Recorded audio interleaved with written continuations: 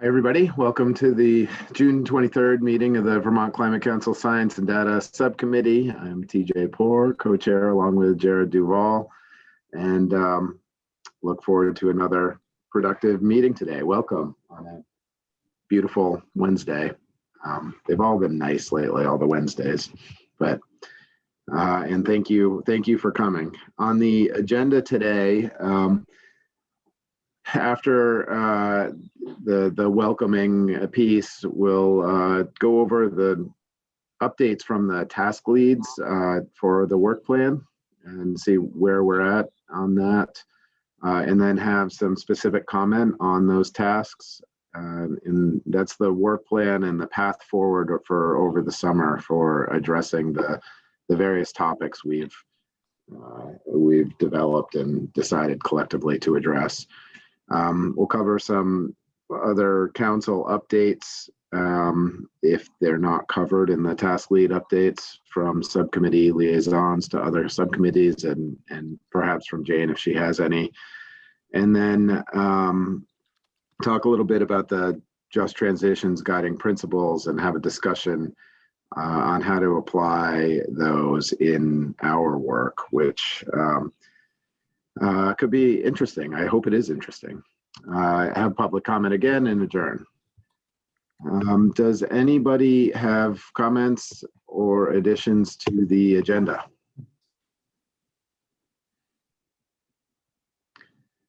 Okay, hearing none, we will move forward. One of the first things on the agenda is approval of the June 9th minutes. I am not positive that I sent those out. I don't believe I attached them to the email I sent, informational email I sent yesterday or Monday. So I actually think that it's probably makes sense to just hold off on that, since folks likely haven't had a chance to look at them, and do approval of those minutes on at the next meeting. Does anybody have any objections to holding off on that? Right, hearing none, I think that is what we will do. Next on the agenda is to go over the work plan and the task lead updates. And so I think I will pull this up. Again, as I mentioned before we started the recording, I've had some trouble with Microsoft, so may not be able to take notes in this document real time, but I will show what's here now, and we can take notes on the side and update afterwards. So bear with me while I try and share. Okay, great. Can everybody see that? Yes. Great. So you can also see that, if you can see the whole Excel, that I am using an unlicensed product here. You have a license with the state, but and is it big enough for folks?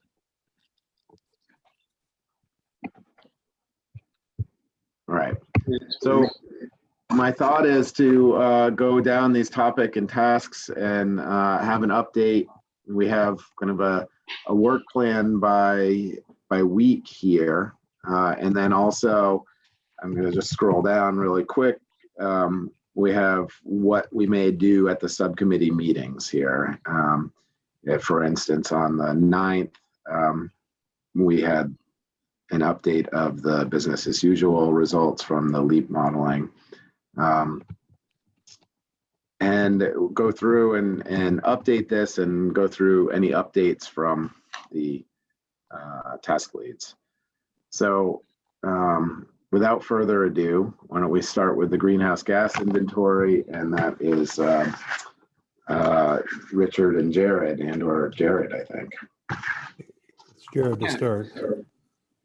Okay, yeah, I'll kick it off, and then Richard, please add in anything you think I missed. Similarly, Jane and I believe Colin is on the call as well. The main update is that we had a great kickoff meeting with the hired consultants who are providing technical support and analysis. So that was Richard and myself, Colin Smythe, and Jane meeting with David Hill and Elizabeth Bourget from Cadmus, who are the task leads from the consulting team on the GHG inventory review tasks, along with Professor Galford from UVM and Liz Hansen, who's the kind of point person with Cadmus in terms of overall management, if I'm getting that correctly, Jane, of the kind of contract. And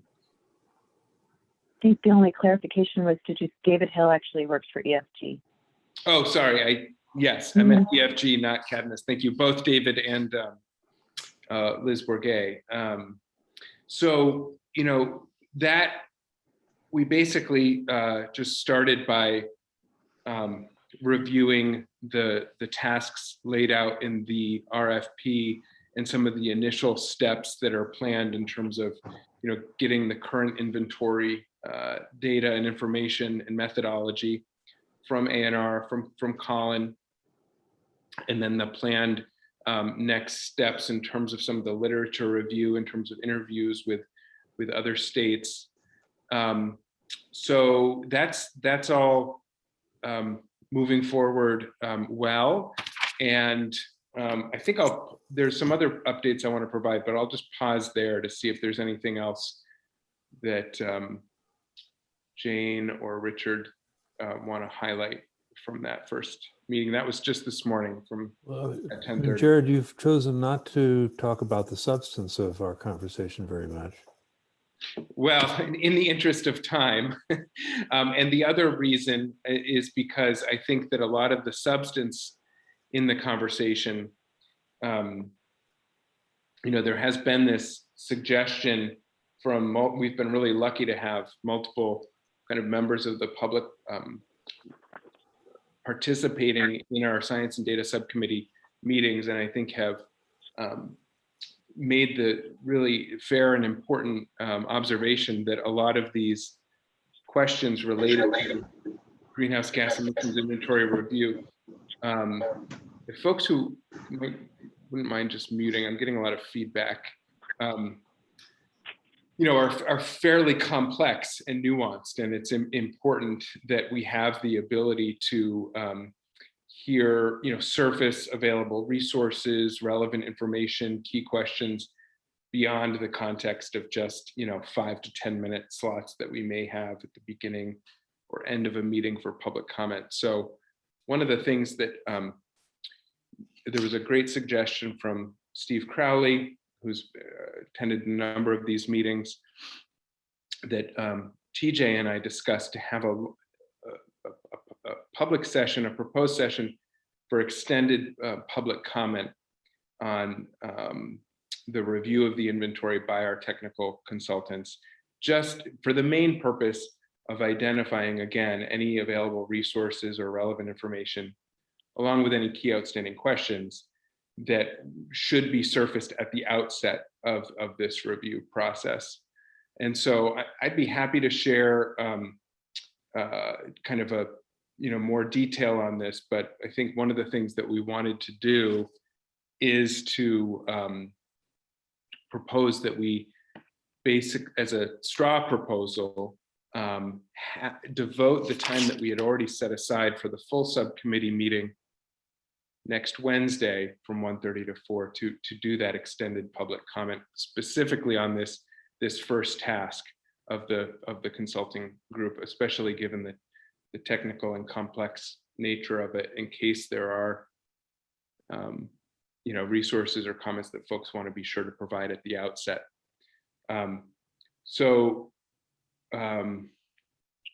I'll pause there. Jane, I see, has her hand up, please.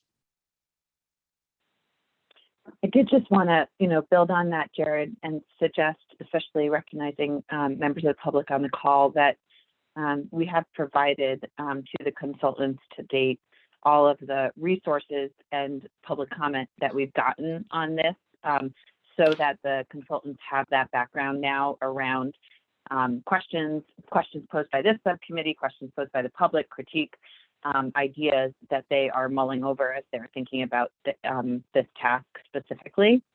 And then also just sort of to build on what we talked about at the meeting today and what will be a consistent theme from me going forward around all of the work around the technical analysis is that we recognize that there are a lot of opinions, be it opinions from subcommittee members, council members, and the public around this task, as well as the other tasks we're about to embark on with Cadmus and the subcontractors, and just recognize that there needs to be a consistent point of contact to manage that contractual relationship that A&R is under with Cadmus.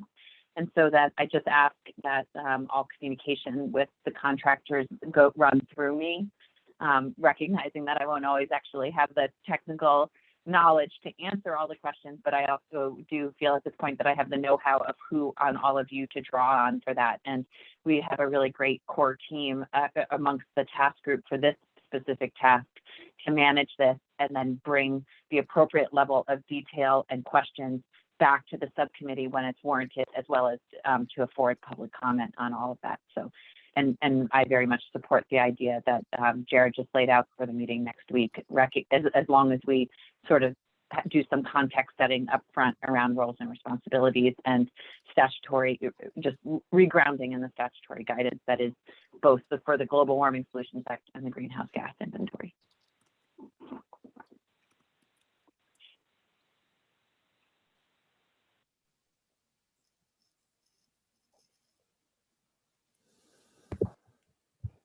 Richard, was there anything that you, in terms of the just in the interest of time, I wasn't going to go deep into the substance.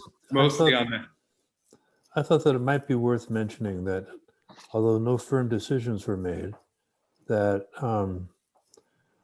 we did give the contractor some guidance that a comprehensive consumption-based emissions inventory should be a relatively low priority compared to some of the other activities that we discussed.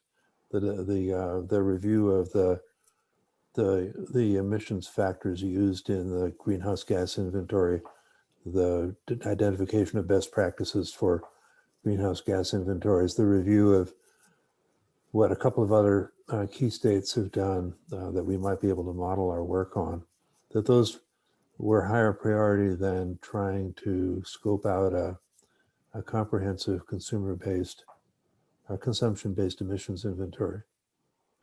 And yeah, I think we had a useful insight that the place where we do need a consumption-based approach is consistent with the statute to identify the emissions of greenhouse gases occurring outside Vermont that are necessary for the supply of energy that we use in Vermont. I might just add to that in the RFP, task 1B is listed as, and I'll just read it for folks who don't have it handy.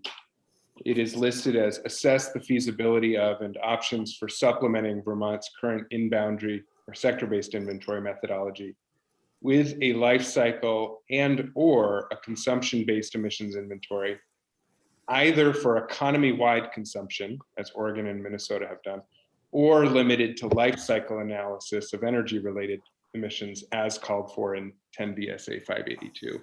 And so the extent to which there's a limited amount of time to dive in to that review, at least those folks on the call, we had consensus that it was more important and there was more value to focus on the life cycle analysis of our energy consumption rather than a full-on economy-wide consumption-based inventory, which is not mentioned anywhere in statute as life cycle analysis of energy consumption is. Yep.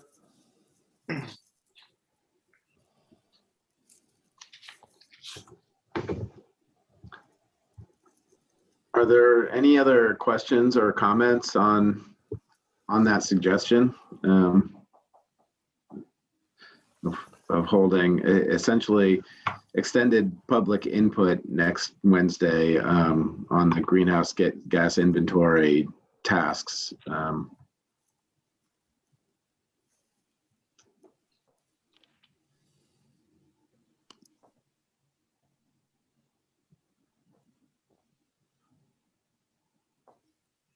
Hearing none.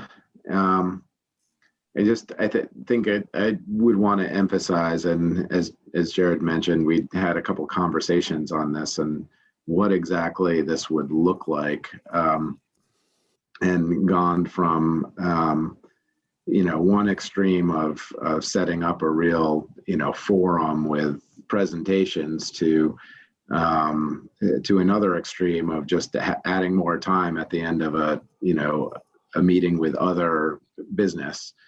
And I think this proposal strikes a delicate balance, if you will, of really providing that additional time, not to kind of reiterate or say again what has already been said, but just to ensure a shared understanding across subcommittee members and really hear from the public on some of these nuanced and challenging issues, and so that the consultant can also hear that as well. And so hopefully it can be really valuable in really making our end product really robust. And I'll just, sorry. Maybe it was me hearing my feedback. I am hearing my feedback. I would just note that I didn't have time to do this and circulate it ahead of the meeting, but I did right beforehand put together a quick draft of a possible outline for next week's meeting that I'd be happy to kind of circulate after. I might just briefly screen share it so folks can get a sense. And apologies again that this didn't go out before, but this is roughly kind of what we were thinking in terms of timing, in terms of date and time allocations, purpose, and then really the bulk of this being for surfacing resources, key questions, with just a little bit of context setting up front. But we can circulate this after the meeting, but I just thought I would leave this up for a moment, just for a little bit more detail on what I quickly pulled together as a starting point draft for how we might conduct this meeting next week. But if folks have suggestions related to that or suggested revisions or adaptations to make it as beneficial as possible and useful as possible, please don't hesitate to.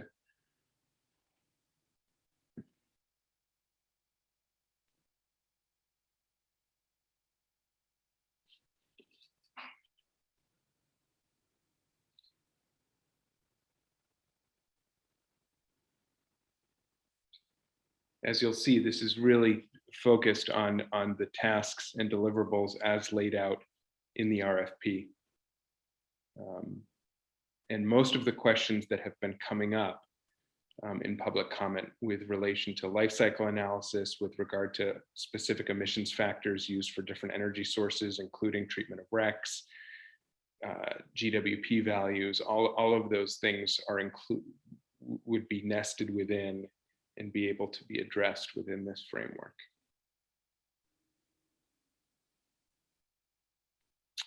I can stop sharing at any point. I don't want to belabor this, but I did want to leave it up long enough for folks to be able to have a quick look at it. The other thing I might note is that we have spent quite a bit of time on this issue in the subcommittee already, which was evidenced by, well, we've had a lot of discussions and received a lot of feedback, and that has led us to, we've created a specific list of questions already that I think get to a lot of the issues, or tee up. They don't get to the substance of the issues, but they tee up the issues. And so that document has been posted, I believe, on our website, and I think that would be a good, useful starting point. And for folks who are this is that document that TJ is talking about, where it has the specific questions related to item 2 and also some of the other items that provide a little bit more detail on some of the questions that have arisen as we think about our role in helping review and move forward these tasks. But this is the document I believe that you're referring to, TJ. Yeah, it is. And can you just remind folks where that is located for folks who don't have it? Is that posted on the VCC website, the supporting documents for our committee? Yes, yep, it should be there. Great. I wonder if the subcommittee is open right now to, because this agenda item and this discussion is really about extended public comment. If subcommittee members are interested in allowing some public comment right now, even though it's not on our formal agenda, just so that we can have a good flow of discussion here and not have to come back to it in a little while. Sounds good to me. So, George, we can see your hand. We can't see your face, but that's okay. Oh, there we go. I think I'm off mute. There we go. So I had a dropout in my session. I had to reconnect to the meeting, so there was many aspects of what Jared had to say, which unfortunately I did not hear. Nonetheless, I get the essence of what is being floated as next Wednesday's opportunities, for lack of a better word, somewhere halfway between the public comment of a normal session and a technical workshop like had been discussed with Jared and I and some others last week. So I'm trying to understand some fundamentals, like who's in the audience, like are the consultants there? Is it science data committee members, or is there, I mean, Jared had something up on the screen. I didn't get a real good opportunity to read it because of my need to reconnect. But hopefully I can fill in the blanks if I could get a copy of that. Yeah, I'll share that for public posting, George, and also send that directly to you as requested. But just to answer your specific question, yes, we did ask in the kickoff meeting this morning if the consultants responsible for these tasks and deliverables would be available to participate next Wednesday, and they said yes. And so I think it would also be certainly the task leads for the GHG inventory review task who are available, and then any subcommittee members, even if you're not focused on the GHG inventory task, who are interested and available. But at a minimum, I think it would be most of us task leads on this and consultants So in attendance. in the past, ancient past, I had floated a presentation draft that's still eligible for consideration as something to bring into this forum. I don't know if you've circulated that with others. That version's probably over about a month old now. So there's been changes since then, but the essence of it is I've been doing a tool that tries to bring into one place some alternative metrics that are life cycle based. And they're relatively wonkish. They're very, they're very technical. So there's the kind of things that I think the consultants would be much more likely to want to get into. Is that still feasible in this forum, or is that a little bit too off of the center of the path? I don't know if you were having connection issues when Jane brought this up, George, but one of the things that Jane mentioned is that anything that's been received to date in terms of presentations or supporting documentation or slides that have been submitted either directly to the committee or through the public comment portal related to this task have been already shared with. So I think if it's something that you've already shared or then it wouldn't be necessary to recover that ground. I think what we want to make sure primarily we do, or at least my suggestion for what we do next Wednesday, is make sure that if there are additional resources or pieces of information that have not been shared yet, that would be valuable to the consultants to be aware of as we begin this review and they begin writing up their summary and recommendations. And then also if there are any kind of key questions or concerns or considerations that folks want to put a finer point on or make sure are highlighted as that review begins. I feel like this is the opportunity to make sure that there's that opportunity before the work happens and recommendations begin coming back. So I don't know if I should wait till the later public comment or bring this up now. I'll introduce it and see which way people want to go with it. I'm concerned that the Comprehensive Energy Plan's current LEAP modeling is using the in-state territorial emissions data. And if I recall correctly, there's a part of the statute that does require consistency between the Comprehensive Energy Plan and the Climate Action Plan. And to the extent that the emissions methodology used in the Comprehensive Energy Plan shapes their outcomes, it's a concern that maybe it might produce results that could be in one direction, and still other analysis done on life cycle assessment might come to a different conclusion. So I think one of the questions that maybe TJ could address, maybe today's not the time, is what process by which you would foresee that parallel methodologies getting reconciled. Yeah, I can respond to that a little bit now, and maybe with more to come later. In that the LEAP methodology now is essentially assigning emissions factors to the energy consumption. And so to the extent that, and you're correct, right now it is aligning with the current inventory, and mainly because it is the current inventory. If this if this consultants recommend to the subcommittee, who then recommends to the full climate council, and it's adopted a different methodology, then those emissions factors could be adjusted with whatever that methodology is.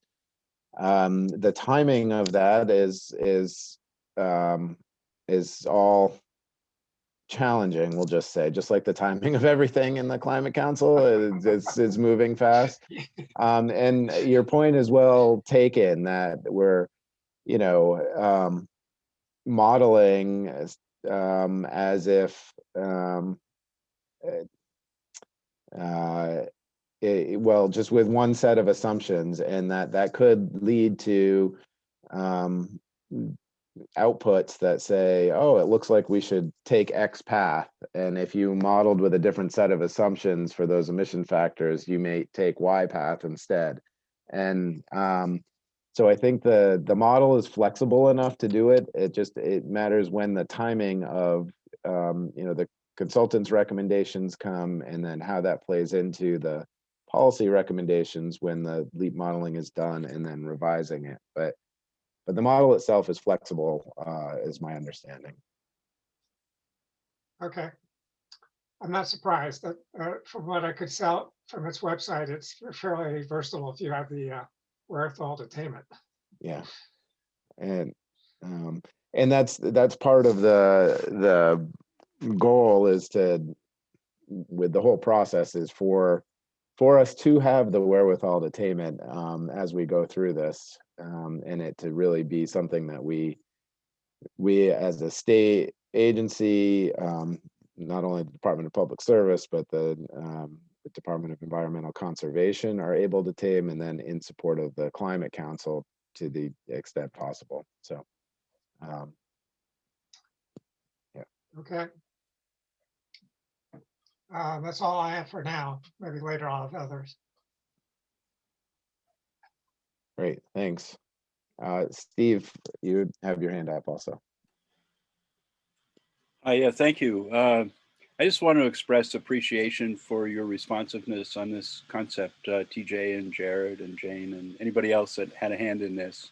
It's so important to get this right. You know, if this is the basis for planning and for accountability over the next 20, 30 years, it's really important to get it right now. So I appreciate your responsiveness and willingness to take a little time to get it right. So thanks. Thank you for that.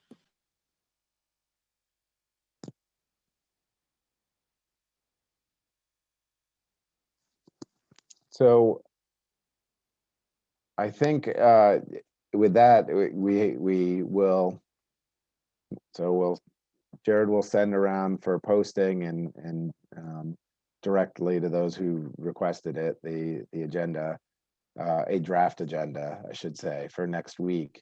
And we should plan on having the meeting next week. And in terms of the audience, I did want to make one other comment that I do think, you know, not only the consultants and the task leads, but the general subcommittee members, the consultants are going to be making recommendations that the task leads are going to then, with the consultant, bring to this committee, and the committee may need to decide on things. So I think it will be good to hear some of that back and forth to get a better grounding in some of these issues. And, you know, I focus more on the energy side myself and kind of rely on A&R and others on the inventory and how that translates to emissions often. And I'm reasonably well versed, but I think I'm looking forward to it. It's going to be helpful for me, I think, and I hope other subcommittee members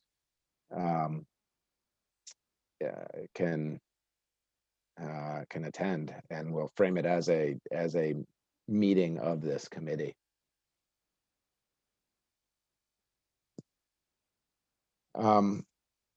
Great. So I want to go back to the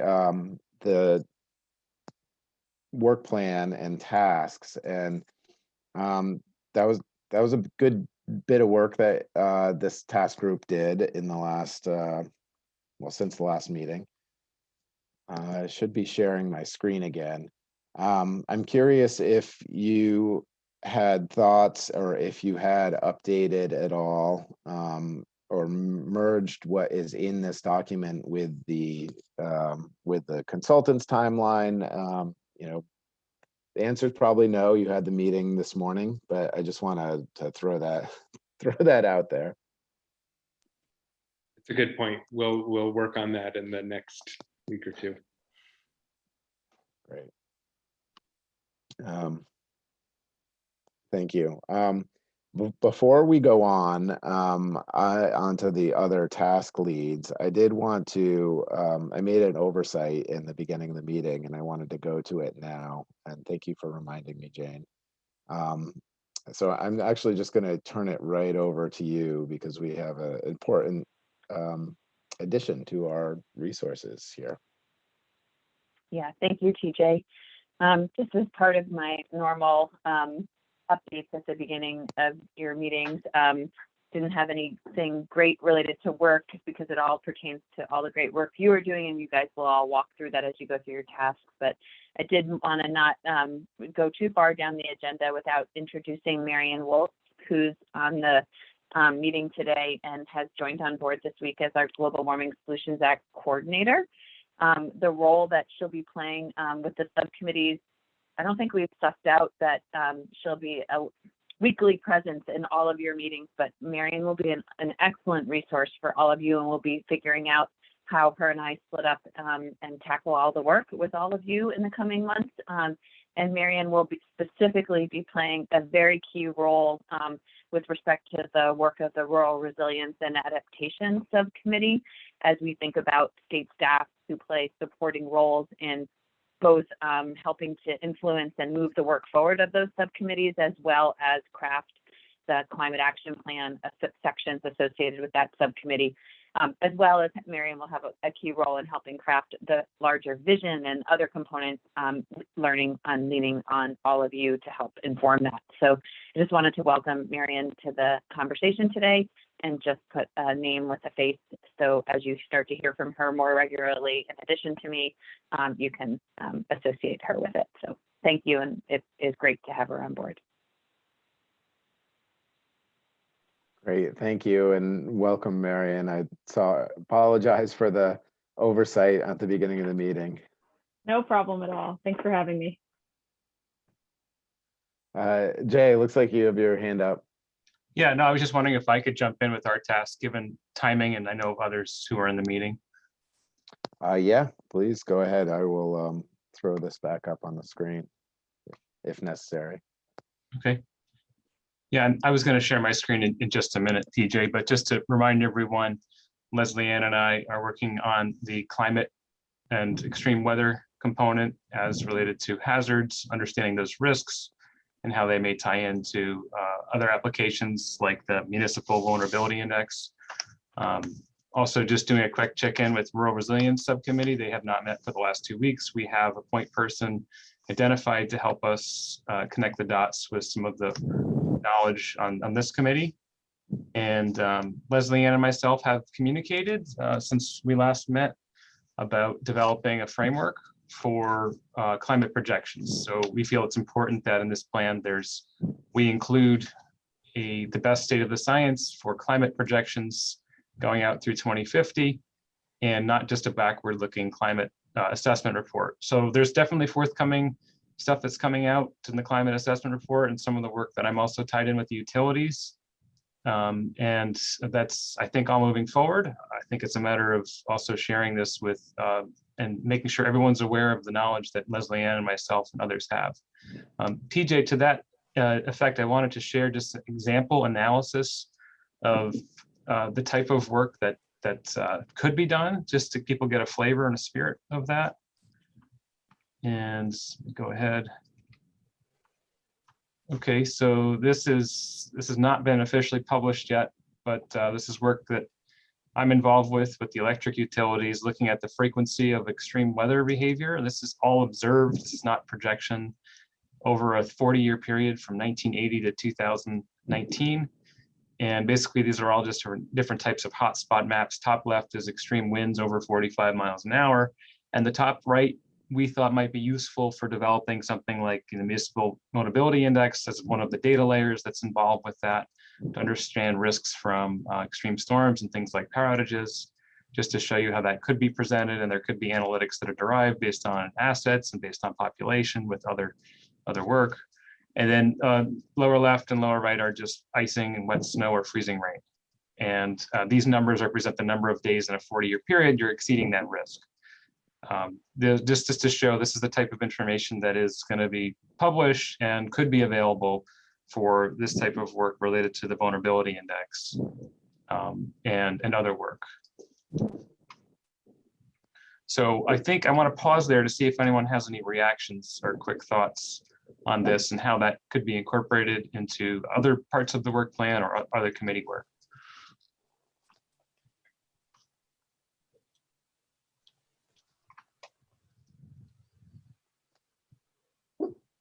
So I'll go. Oh, go ahead, Chris, please. Hey, you're Yeah, on Jay, mute, maybe put it back up, Jay, so that, you know, a little bit more time to digest it.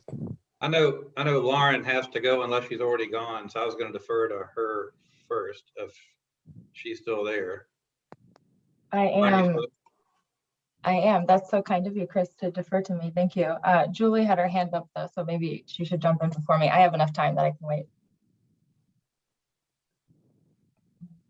My question, Jay, was just about the ability to look forward. I think in turn, and maybe this is what Lauren and Chris were going to raise too, but in terms of speaking to and putting some parameters around the importance of our resilience work to be able to show or give some sense for the sort of the current lay of the land, and then any increases in the frequency of these sorts of events, I think would be really helpful in framing that conversation around resilience and adaptation and the value that work will have in terms of readying our landscape. And so I don't know if it is possible to take the type of work you've done here based on historic data and project it forward. And Julie, that's a perfect segue into something that I'm going to share, and then that might help some of that. So Jay, if you want to stop sharing your screen for a sec there. And I need permission to share mine. Okay.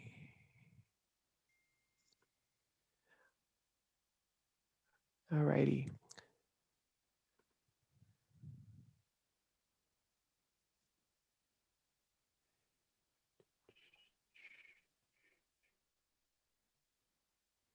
So part of Jay and my discussion was to loop in Lauren, who's a council member, but also on, which committee are you on, Lauren? Which subcommittee? Ag and ecosystems, but also cross-sector mitigation. But really my relevance here is that I'm the counselor appointed to represent natural hazard resilience. Right, thank you. And Chris Campany, who's also a council member and sits on Just Transitions. And what else, Chris? Awesome. The steering committee and the steering committee, Just Transitions. And I'm really speaking about I was appointed by the House to represent municipal interests. Okay, and so trying to think across some of these various moving pieces, moving parts of the landscape, and just grounding us again in why are we doing this? Why are we thinking of climate change, the entire system? And making sure we're bringing in the human environment as well as the physical environment, the ecosystems, and part of this. And these two slides here are the slides that I presented when I presented to the entire council on the 20th of December. So if you're looking for them, they're back in there. And so in thinking about fleshing out hazards and thinking about fleshing out some of the pieces around nature-based solutions and the larger context, I sort of put a little circle around these two parts of what we're going to try to do as a task group in looking at land use patterns and other patterns in here, but also looking from an adaptation perspective. And so I try to think of all of the various ways that we could think of this climate change piece moving forward, and things that range from heating degree days, cooling degree days, changes in projections for heat waves or air quality, all of the different ways that we can look at changes in the frequency, magnitude, severity of all of the various natural hazards that are coming down the pike, and then to sort of look at how pieces of landscape like land use, land cover, parts of the landscape look at that. Some of the climate resilience pieces in here, some of the governance pieces, and then some of the things that have to do with the actual ability to make a change. So I'm just going to leave this up here and then invite Jay, Lauren, and Chris to maybe speak to some of the things that you sort of voiced in our meeting that we had started to throw out there. So this is a sort of a framework that I'm just going to leave here. And Lauren, since you're the most time sensitive, do you want to start or Yeah, share? I'll jump in ahead of Chris and know that he'll probably speak more coherently than I will. But I really appreciate, Julie, that you flagged the opportunity to extend based on historic data with future modeling data. That's something that I brought up in our meeting yesterday that the four of us had. In addition to that, I think it would be really helpful, since we have the data GIS resources, to overlay those with some of our natural features, the physical environment, wetlands, river corridors, floodplains, habitat connectivity layers, those kinds of things that can help us identify. And I see you already added it in there. Thank you, Leslie Ann. Like climate resilient zones as an opportunity for us to understand future land use patterns, land use development. So I'm really happy to be helping in this group and learning also from Leslie Ann and Jay. I think this is a good opportunity, and I appreciate that the group as is structured now kind of represents each of the different subcommittees. So it's a cross subcommittee group focused on long-term adaptation and resilience modeling and planning.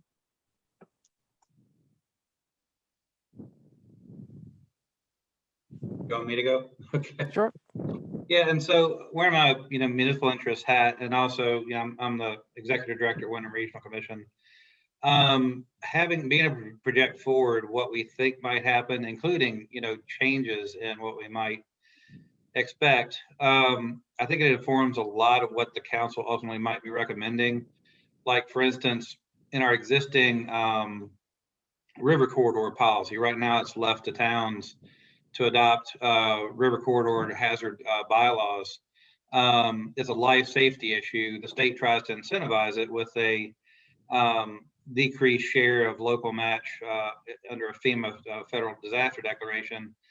But the problem is a lot of communities don't necessarily have the political ability or will to identify those river corridors and adopt bylaws to restrict development within them.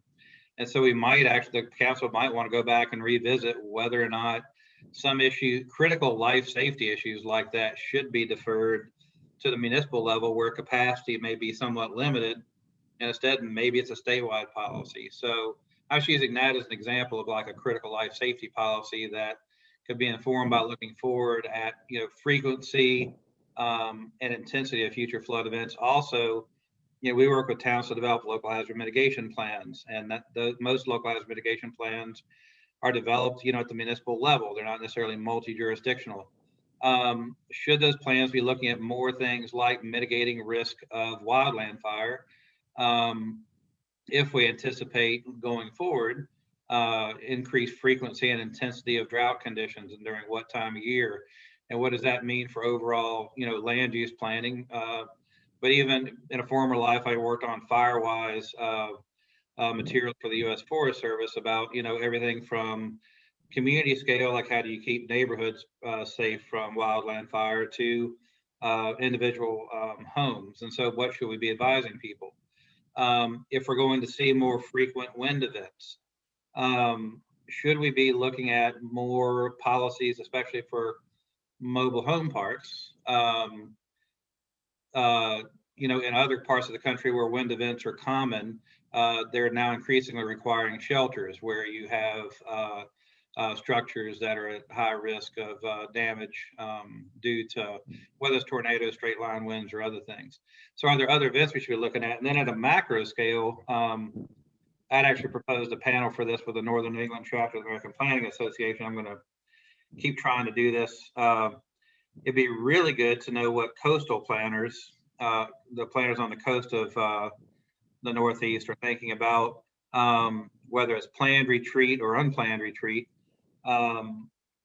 what they're thinking about movement more inland as sea level rises, because that's going to ultimately inform potentially more migration, whether by choice or because people just have to, moving into Vermont. And we've already seen, just with moving into the Vermont during the pandemic, what was already a severe housing shortage in the southeastern part of the state really become just a total crisis, or at least the crisis that was already here is much more present in people's minds.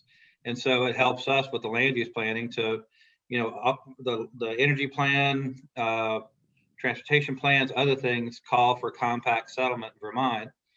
We need to figure out where those compact settlements are best located. What can they support? Where are they best situated to be climate resilient so that they're out of floodways and fluvial erosion hazard areas? And then what infrastructure is needed to support those? And it critically also inform us about what habitat connectivity areas need to be preserved so it can inform the policies that we adopt.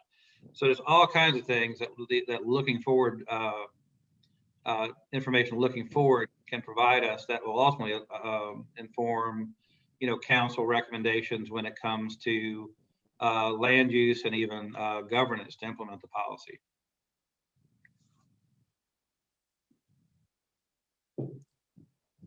Thanks, Chris. Jay, did you want to add an additional piece on the projections? I guess all I want to say is just in terms of spatial and temporal resolution, the two key things to this, and we're not going to be able to project town level information the same way I've described here because of the uncertainty within climate models, but we probably can get a sense of directionality and signals, knowing what's going to increase, what are our greatest risks, to what's most actionable to prioritize how we do what we do. I do have one other figure I could show in spirit of that, but I think it might be a little premature. And I don't want to get too far ahead of us here, but it basically is a way of looking at directionality and confidence and projecting and understanding the risks that pulls all these concepts together in a way that clarifies it, I think, better for all of us. Well, if you think it might help, I can stop sharing and then you can. Yeah, and this is still, I mean, this is still a draft of some of the work that we're doing here, and it's just a general sense based on the state of the science and based on knowledge that things that we've done here. And then this is just looking at the directionality signal on the y-axis, and then the projection confidence. So there's really no sense of the risk of these factors and how important they are. That could be in a separate figure, and I don't think that I quite have that ready for today. But just to show what direction things are changing, there's no change, or there's going to be an increase or a decrease through some period. And I think we know that snowfall is probably going to come down with warming climate as the decreasing in intense cold waves, but increasing in intense heat. That's pretty clear. Drought is probably going to increase, as is precipitation and extreme rainfall. You know, this is a draft version. It's we're working on for a report with the utilities, but just a nice way to kind of pull those things together. Yeah. And I really like that visualization, Jay, because it does a lot of climate and science literacy all in one graphic, you know, so you're able to show changes in the aggregate and not specific, like exactly where it's going to occur or the number of days it will change by, but on average. And I'm guessing that what you did was to use the size of the circles to show either amount of confidence or the amount of change or something like that, right? Yeah, the size is just convenient to actually fitting the words in there for now. This is more, it's a draft version, but I think the general idea, the concept here is something this could be pulled into the report we're putting together, or the plan, sorry, for the fall and the winter. Right. Cool.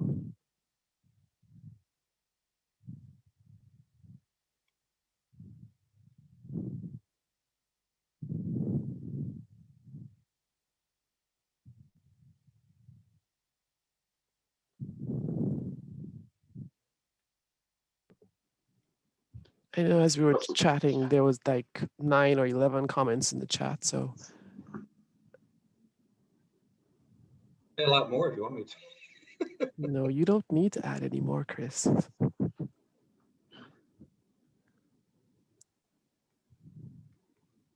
Looks like, Jared, you have your hand up. Did you want to chime in? This is really exciting and encouraging to see. Thanks for this great work and for sharing it. I guess one of the questions I have, and this might be somewhat directed at Lauren specifically, but really to the whole group, is, it feels like one level of analysis is the kind of future projections around drought, rainfall, heating degree days, cooling degree days, those things that you showed on the screen. But I think that naturally leads to some kind of so what questions in terms of like health impacts, and is there a way to do a second level analysis on what that might mean for, ER visits or spread of disease? And I know these aren't straightforward things.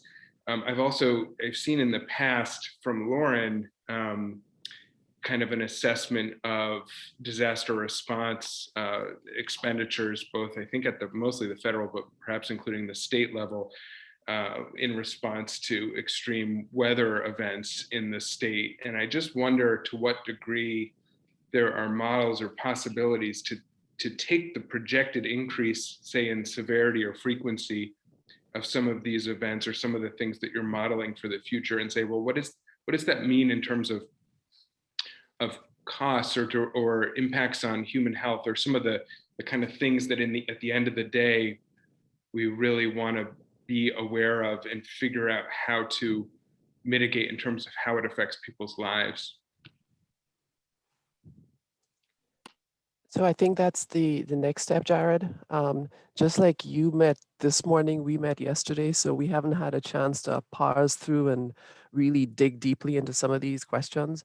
But human health and all those other impacts are like part two in this ongoing conversation. So the whole framework could get a whole lot bigger once you start putting all of the moving pieces in place, but it hasn't dropped off the screen. So I think what we try to do is to start somewhere, which is all about climate change and climate projections. And then from there, what are all of these multiple two-way arrows going on?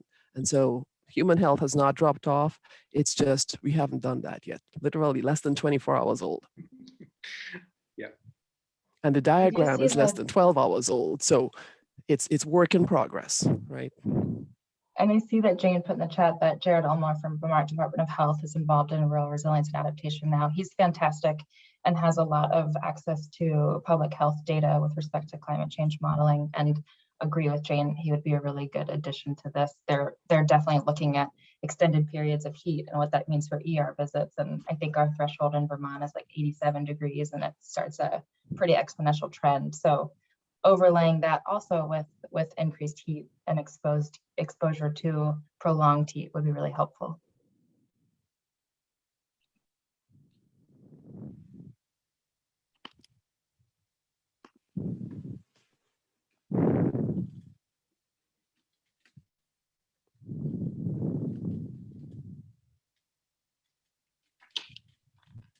So just on that score, I'm curious, we have a separate task item on the human dimensions of climate impacts and health. And this is, I feel like this is the conversation here, is what are or at least half of it, what are the impacts on Vermonters' health that are coming our way, and perhaps broader scope than just Vermonters, but that are coming our way because of the changes to our climate. Another half of that is really what are the impacts of human health to as a result of the mitigation measures. If similar to the conversation earlier, one mitigation measure may have a much different impact on health than another. And I just wanted to kind of, one, make that link, and two, maybe ask about the quantification of those health impacts. And do folks think that this is a qualitative look that we're going to be able to do, or are we, is it out of the realm of possibility, or is it too optimistic to think we could actually quantify that? And I think I know where the answer is headed, but I want to put that out there to the group and ask. Richard, you're on mute if you're trying to talk. No wonder you're not letting me interrupt you, okay? Because you can't hear me. This is a good discipline. I did spend an hour or so with Jared Ulmer yesterday on the last question that you raised, which is different from the rest of this discussion, having to do with what are the predicted health effects, whether for good or for bad, of implementing or not implementing various interventions to reduce greenhouse gases. So, for example, we're looking at things like outdoor air quality, particulates, nitrogen oxides, sulfur oxides. And you might predict that there would be a different change in particulate levels if you emphasize advanced wood heat versus if you emphasize natural gas, say, in your mitigation approaches. There are also indoor air quality differences depending on which approach you might take. And there are indoor air consequences to largely favorable to having houses be tighter. There are health consequences of having houses be tighter. The transition from gas-powered to electric-powered vehicles is going to have substantial impacts on air quality. all to the good, fortunately. And so what I was trying to go over with Jared yesterday was where do we have existing modeling tools that could help us with making predictions about health impacts? And he, as other people have indicated, he's really a powerhouse modeler. And we did not in an hour cover all the ground necessary, but I think we could make a list of the modeling tools that we do have available for assessing the likely health impacts of various choices we would make for how to proceed with reducing greenhouse gas reduction. So I was very optimistic after talking to him yesterday. Of course, he's only one guy, and he's got a regular job too. This would be, in addition to whatever else other duties he has. If there's a piece of a contractor that could be assigned to working on this, as well as Jared himself, that might be all to the good.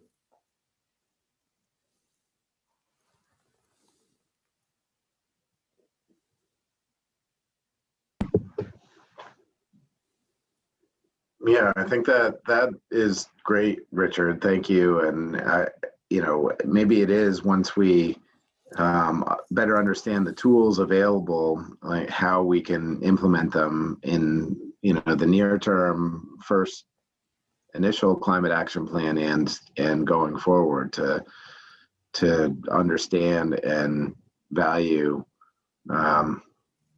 health impacts. And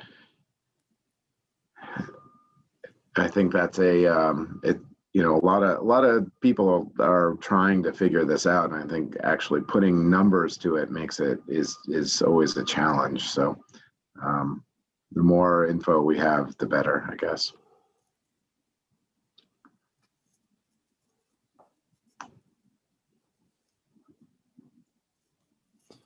So I have taken it as a action item on my part to follow up with Jared and just try to make a usable half page or so that we can refer to in future.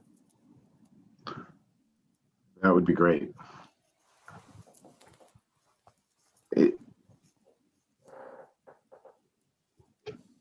So is there this was an excellent update. You guys have done a lot of work, even though you met just yesterday, Jay, on the climate modeling. And I know you've been doing this for a long time, but does that, well, two things I want to mention. One, I just, as far as the backwards looking approach, the Vermont climate assessment is going to be published in the next month or so, month plus, maybe two. And folks from UVM are willing and able to present at our July 7th meeting here on what's in that climate assessment. And so I just wanted to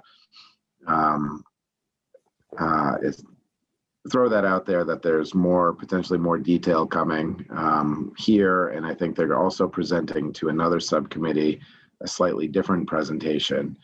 To this committee, it would be the physical landscape impacts of the physical impacts of climate change, or the physical changes to the climate, I should say.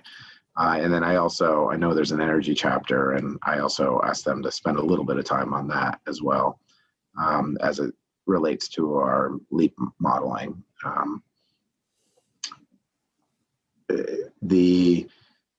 But Jay, I wanted to ask if there are other updates, or if,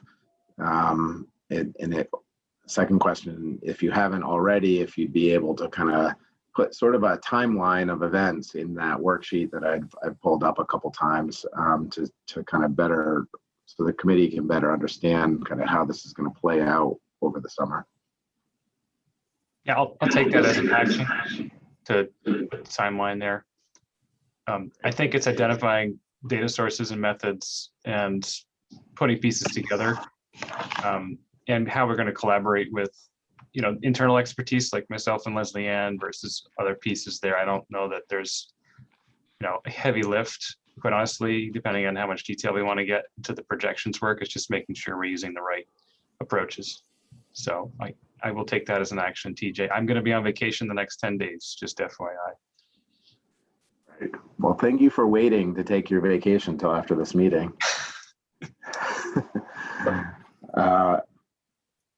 The other thing that I guess is related to this is just how all this information would be put forward in the actual climate action plan.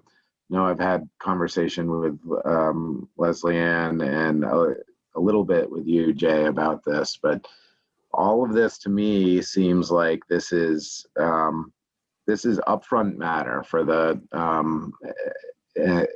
and I think this is a summary of that conversation as well. You can correct me if I'm wrong. This is upfront matter that we can say, here's what's happened to our climate thus far. Here's what we expect to happen. And then that then allows the subcommittees to say, given that, here's our mitigation strategies. Given that, here's our adaptation resilience strategies. From each of the committees. And, in my mind, and I think as a summary of what we talked about, that makes sense. And I wanted to throw that out there so it wasn't just us talking about that. I think that was a good summary. TJ, really, really nicely laid out.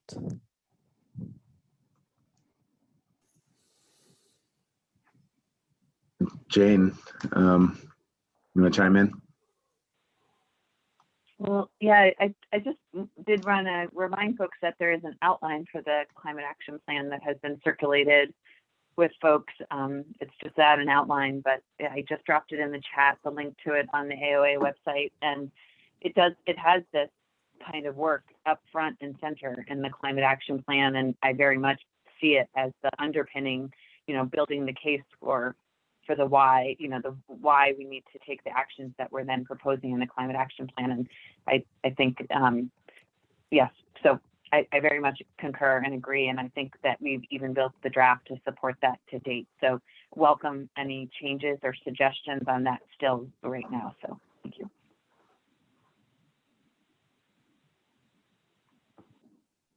Great, thanks.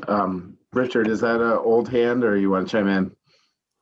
That's old, sorry. That's okay. It doesn't go down automatically after, it doesn't have an expiration date.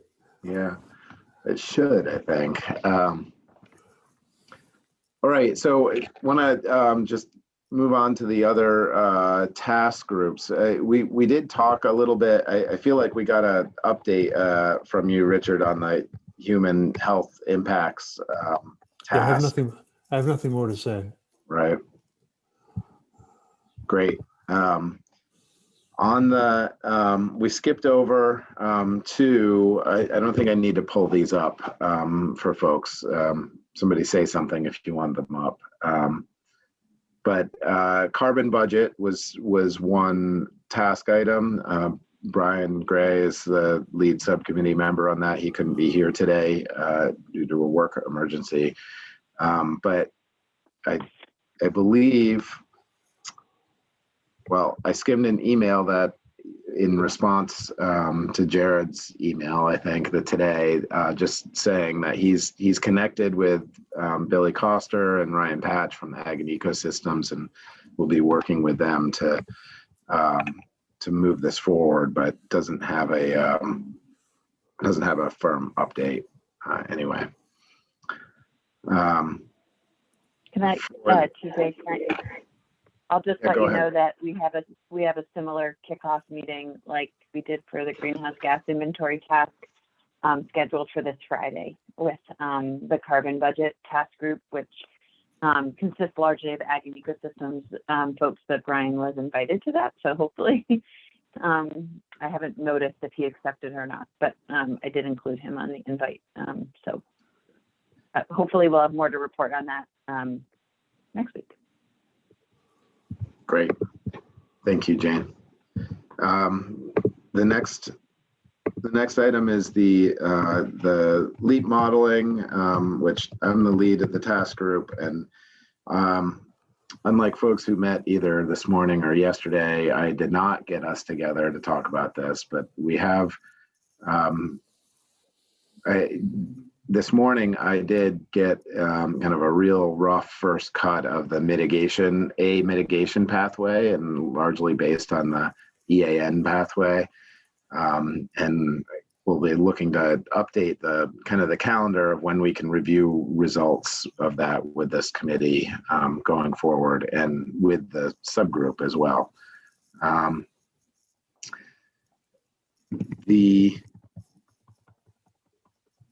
As a piece of that, that task group, which isn't actually on the document right now, I think it also incorporates the economic modeling, which comes later on, and that's just kind of, as we talked about before, on hold for now until the LEAP modeling is done, and then the consultant can start working on the economic modeling. With the I think the social cost of carbon is the next task group, and we haven't gotten very far on that one either, although there is a kickoff meeting scheduled for next week, I believe, to start to discuss the path forward there. No other update there.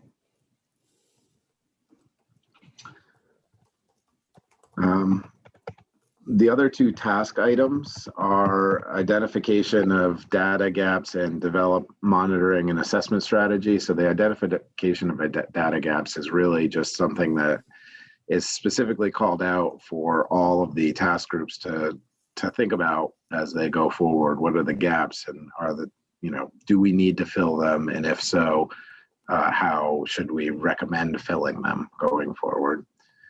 And then finally, developing the monitoring and assessment strategy. I believe it was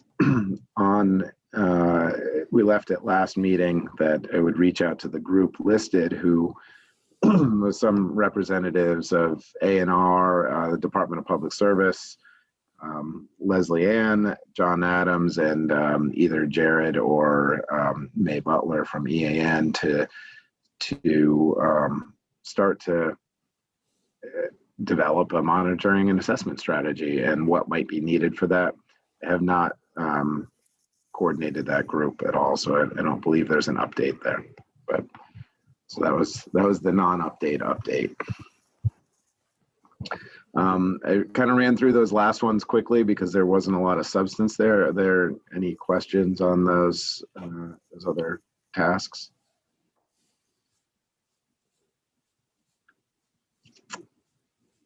Hearing. I couldn't tell if that was a one finger or a thumb, Jared. Thumbs up. Raise Okay. it higher so you can see. Yeah. It all sounds good. Good updates. Okay. Great. So I think on the agenda, we left space right now. I know we had public comment on the greenhouse gas inventory update already, but I want to leave some space and open the floor for any public comment on any of the other task items that we have just talked about. Steve. Hi, thanks. Wow, that was quite a great discussion that you guys all just had. I really appreciate what you're thinking about and planning for. One of the things that I'm doing in my spare time is I happen to co-chair a team for National Sierra Club where we're looking at climate adaptation. A lot of that is focused elsewhere, and a lot of it's on coasts and other issues, with other issues such as those that Chris raised in his comment earlier. I thought I'd add something. Probably some of you are way ahead of me on this, I would assume, but I thought I'd add it anyway. And that is what I've seen is looking at projections of impacts. And when you're thinking about, well, what do we do about all these things? It seems like there are issues of, one is severity of the impact. Another is the likelihood of that impact happening, of that severity being attained. And the third is timing. And, all these things, many of the issues we're talking about don't just get to a new state and stay there. They just keep getting worse and worse and worse for quite a few of them. We're talking about, mostly we talk about what's happening in this century, but a lot of these things continue to get worse in the future. So it's really, an interplay of how likely is it that we're right? How bad is it? And how long are we talking about? And on the other side, you have kind of two fundamental different responses. One is what I think of a lot of people call adaptive management. You think about, well, we can make some incremental changes and then change some more later when we find we need to. And maybe that's true for most things, some of the softer things, but some things you really need to plan big. Like if people are talking about rebuilding a coastal highway, you plan for the 1.5 foot sea level rise that some people predict, or you plan for the 3 foot or 6 foot sea level rise that other people predict. And it can make a huge difference when you invest your billions of dollars and have to go change it in 50 years even. So I think there's some of that applies here in Vermont. Some of the things that you can work on incrementally, other things where you really need to think hard about whether you really should be going with those higher level projections. Not the, gee, maybe we can do the best we can and achieve the low model result when really the prudent thing to do would be to reach for the high level results. So I just want to put that on the table, and I know that's not all in your hands in this team to figure out, but some of the background information is, and it seems like it might be a useful add-on. And like I say, I bet there are people on this call who are way ahead of me on this, but I thought I'd put that on the table. Thanks. Yeah, thanks, Steve. I wonder, and yeah, I think part of that is the adaptation committee, but also we need to have the connection really between that committee and the work that Jay talked about. Jay, I wonder if you could talk a little bit more about, Steve mentioned the projections of impacts in terms of severity, likelihood, and then also timing. And I think it seems to me that timing is going to be a really challenging one, precisely, but I don't know if it is less challenging if we just say over the next 20 years, but I know you've thought about that. So why don't you, if you could chime in. Yeah, so if we're thinking about risk is equal to the intensity times the frequency of something that happens, right? And when I think about time, I'm thinking about the frequency of which occurs, say 100-year flood versus a 50-year flood, and how we rank those. But Steve makes a good point in that I didn't get too much into it today. It is about some of the impact components to it. So what, it's getting a little bit windier and a little bit wetter. What does that actually mean from where the infrastructure is? And that involves, I think, a second or third layer of analysis, some of which is being done in other committees and other work that will connect to this. So that's how I would simplify that. I think you're right on there, Steve. Fortunately, we don't have to worry about sea level rise in Vermont. And if we had that problem, it would be a whole different universe we're in. So I think your point is well taken, though. Thank you. And just to piggyback on that, I also think you're dead on, Steve, with what you raised. And I was actually on a webinar yesterday. I was talking about flash drought, and that timing, that seasonality piece was critical.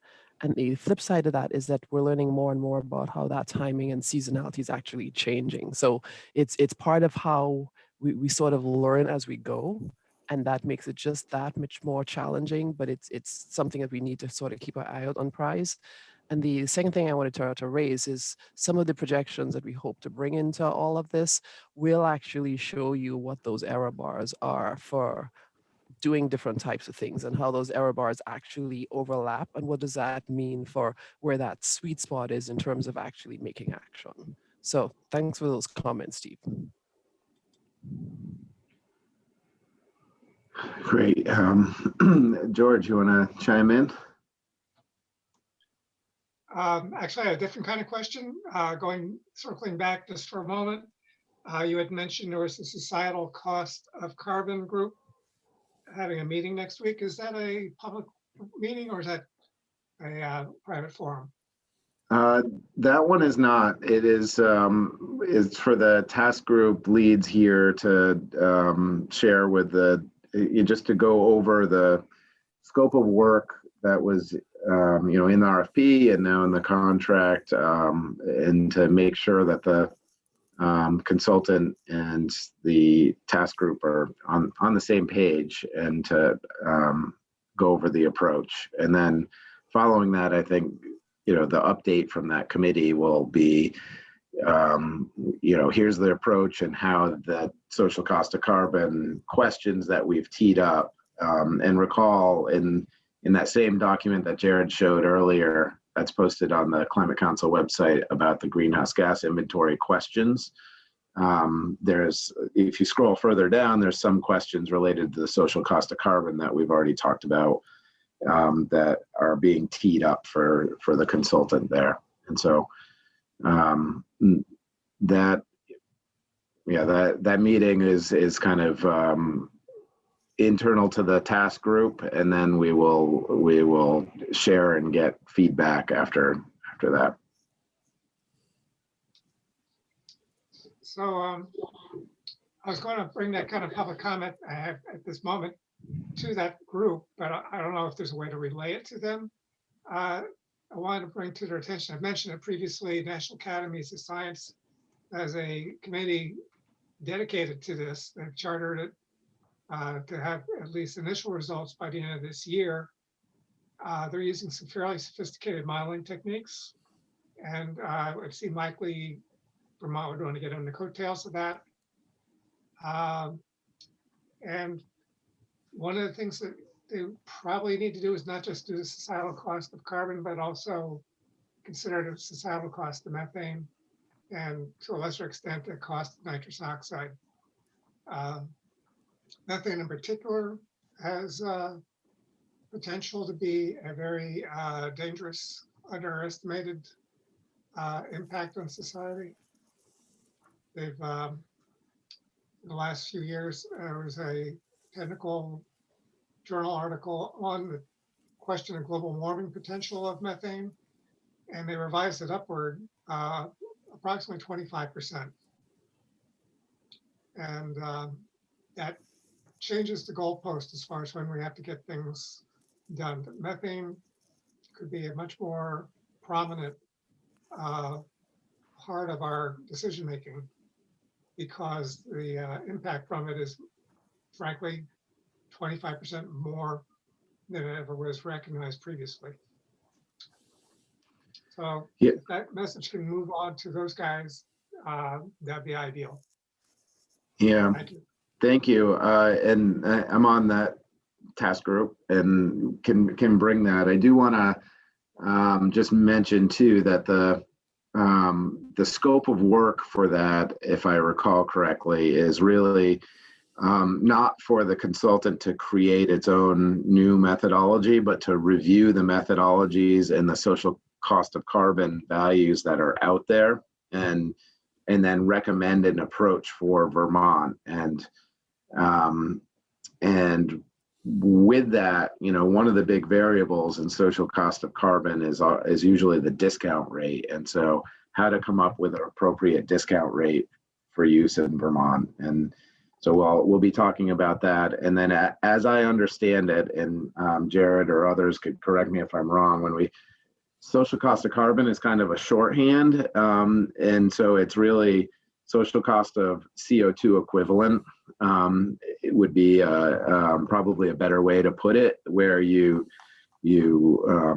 translate the global warming potential of CH4, methane, for instance, to a carbon value, and then apply that social cost. And so then that methane question you just brought up, I think, belongs in where it's the global warming potential of different resources, and how do we account for those emissions And I do think that's squarely in the scope for the greenhouse gas inventory group. And so I think it's interesting how all these issues, right, are intertwined, of course, and we just kind of try and parse them out so that they are in small enough increments we can actually tackle them, but we have to put them back together also. And so I'll pause and let anybody correct me if I misstated anything there about the contract or the work.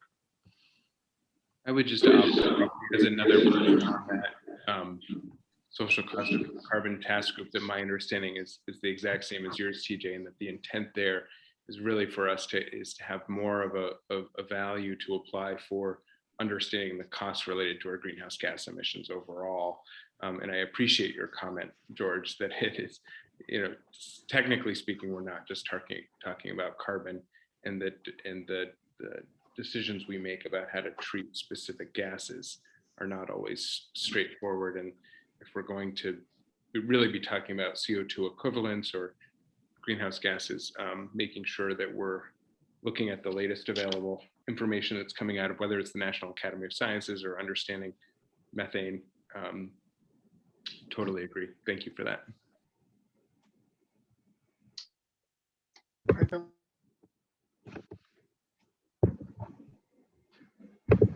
Okay, thank you, everybody.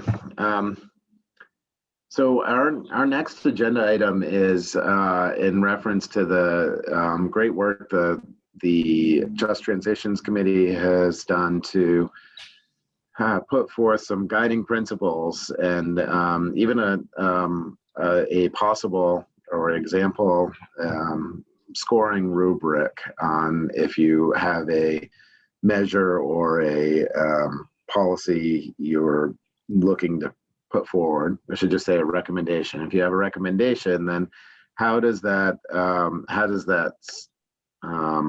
measure up to potential other recommendations? And that's not all it is. It's kind of definitions, really defining what we mean by equity, which can be kind of an abstract term, and a whole host of other guidance that I can't do it justice, I'm sure. But I do want to tee up how do we as a committee take what the Just Transitions Committee has provided and incorporate it into the work that we have just talked about.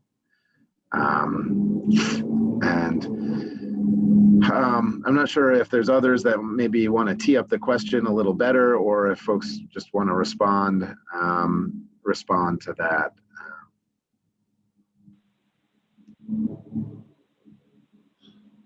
Jane, go ahead. I just wanted to highlight a couple questions or thoughts myself around this work, and just reflect that we'll be talking about it with the steering committee of the Climate Council tomorrow a bit more in detail, as well as likely bringing a proposal if the steering committee rallies around one of our ideas to the full council on Monday. But if I might just remind all of you, if you weren't there at the last Climate Council meeting, we committed as a council to sort of a three-pronged approach to how we think about this work going forward. That is being holding space at our council meetings to continually learn and grow around the environmental justice work in Vermont and how it specifically relates to our climate action plan, and how we can learn from that and think about and reflect on that. Two, how we do our public engagement, recognizing that traditional public engagement in state processes has typically been a reaction to a proposal rather than what we're attempting to do through the co-creation process here. And then thirdly, we talked about organizational analysis, looking at the system now that is the Climate Council and the subcommittees, and how we could lift up DEI work throughout those systems to do a better job. And so that final piece is what we're going to talk a little bit about, and then how it relates to these guiding principles and scoring rubric, and how we operationalize that work through the subcommittee work, and ultimately the drafting of strategies and recommendations in the climate action plan. And yeah, because I think it's challenging, right? It's challenging to have separate subcommittees applying this work perhaps differently than, you know, one person would apply it differently than another person. So trying to think about how to do it objectively and consistently. And then also thinking about when and where it fits in the process, recognizing that oftentimes there isn't inherent problems in a high level strategy until you get to how you're going to implement it, right? Like it's often about implementation and not about the idea perhaps itself. But yes, we want to start using them now, but we don't have that specificity perhaps that we need to really apply it. So anyway, I just wanted to say that I would appreciate hearing thoughts about what you learned from the guiding principles and the scoring rubric, thoughts about how you see it affecting the work of science and data, and hopefully Jared, Julie, others on this call can process that and think about it with respect to how we discuss it at the steering committee meeting tomorrow, and then further down the road at the council. So I just thought I'd put that in context.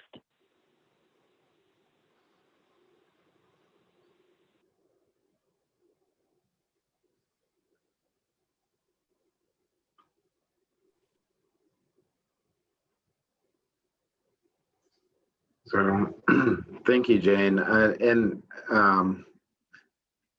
You know, it may be that I put this on the agenda and folks have not had a chance to review the video or review the guiding principles.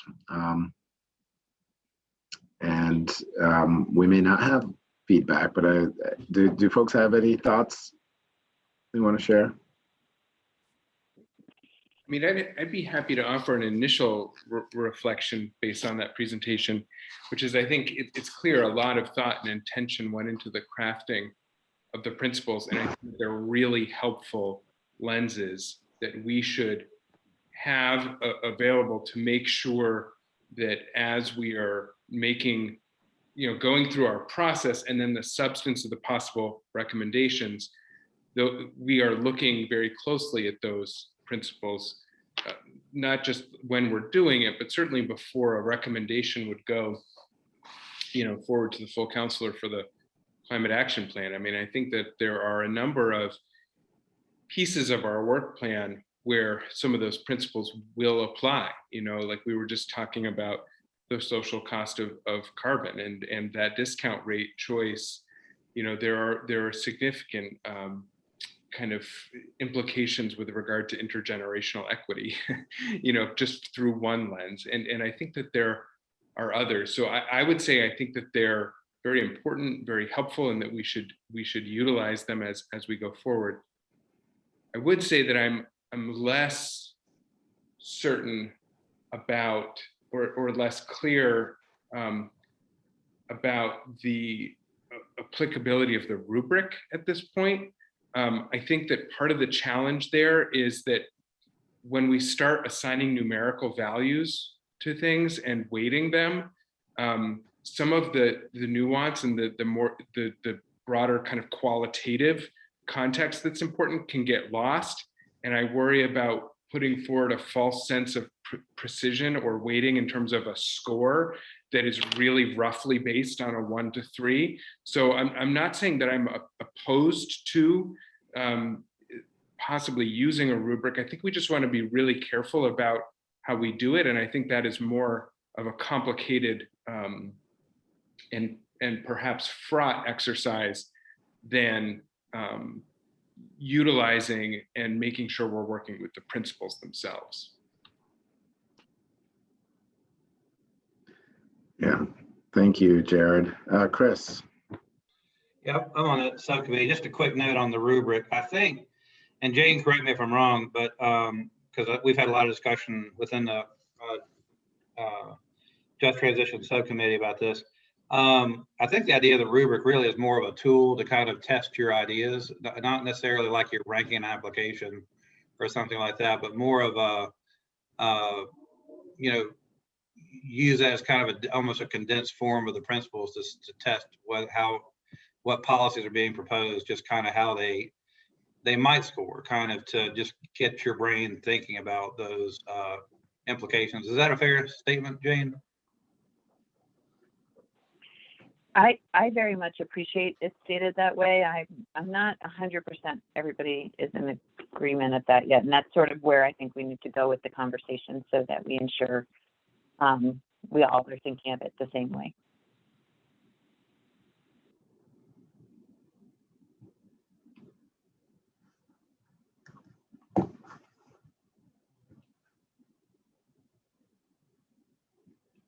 Yeah, my frame of reference on this is, which I think the Just Transitions Committee probably looked at some point, is just the state's equity impact assessment question list. I don't know what to call it exactly, but and that is more qualitative. And having looked at that in the context of a couple of policies, it does just what you're saying there, Chris, is the questions themselves and having to think about them really just makes you think about the policy or whatever you're recommending in a different way than you might have otherwise. And that's the real purpose of it.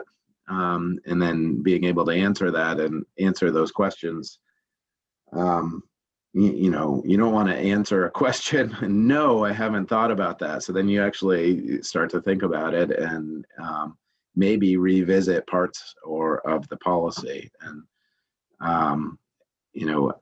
if I recall, I haven't looked at it in a little while. So, but it is more qualitative and not a scoring piece. But I think they get to the same result, and I think that's a good path forward to me. You pop back up on the screen, Chris. So I am assuming you have a response. No. I blipped off because I had a staff person come in and I blipped back on. So okay. but yeah, we did, just so you know, the state framework, the state what, describe them again? I'm sorry, teacher.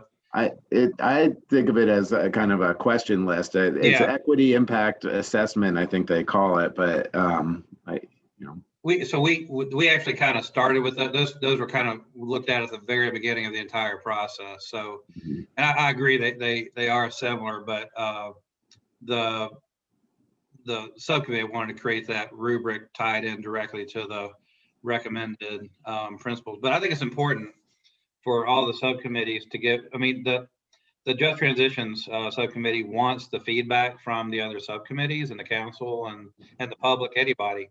Because the goal is to create, whatever we create needs to be usable and understandable. And so the goal is by all means, if the subcommittee wants to offer feedback, please do.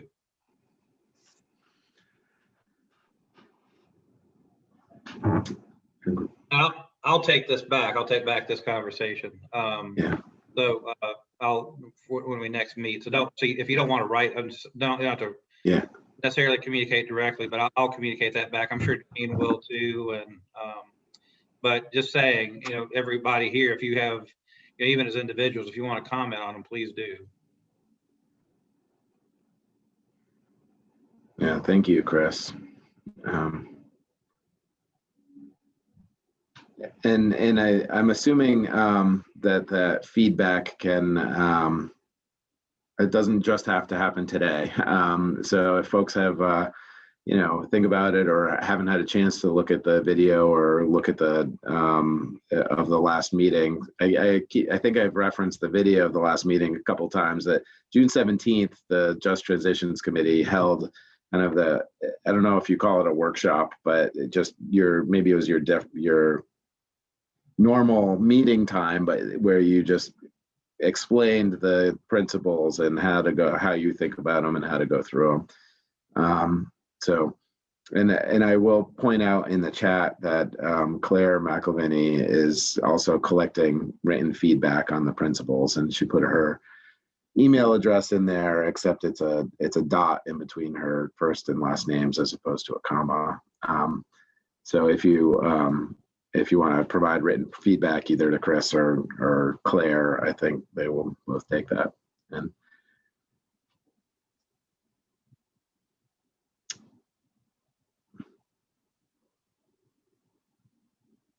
so So I think, is there any other, are there any other thoughts or discussion on the just transitions guiding principles? I think we'll continue to urge that review, especially as we get a little further into our tasks. I wonder if we may want to put a placeholder somewhere in the work plan to just more intentionally come back to this, so that we're not get wrapped up as folks often do in their work that they have to do when we all have a million things to do, and just have a check-in. If I don't hear an objection to that, what I'm going to do is put a column in that worksheet that has just check in on, you know, or reflection on guiding principles and how they interact with the work, and go from there.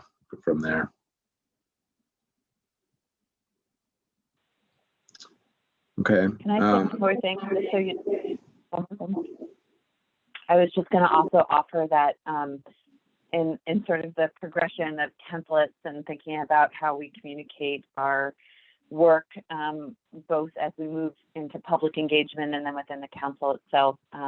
Marion is currently working on thinking about a slide deck for communication to the Climate Council around how we present our strategies at the end of July, and then use those presentations to communicate both to broader public engagement and then targeted stakeholder engagement. And one of the things that we're thinking about in that sort of template slide deck that goes to the subcommittees to plug in their information in is how we lead up front and center with the principles that is informing the basis of the work. So we're doing some thinking about how we communicate, how we're using the guiding principles to inform the basis for the strategies and recommendations right now as we lead with that work with the public. So that's also, if folks are thinking about how to communicate that or how they'd like to see that, those are also comments and suggestions that we're more than happy to take as well. Thanks, Jane.